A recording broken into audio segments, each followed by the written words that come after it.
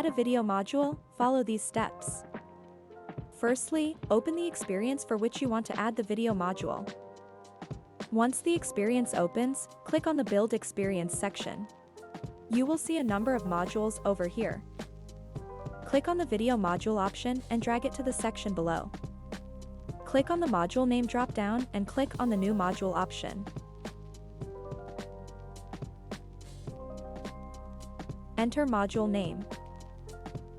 Enter call to action. Upload a video. Click Save. Let us demonstrate your newly added video module. Here is your experience. Here is your video module. Upon clicking it, a video will be presented.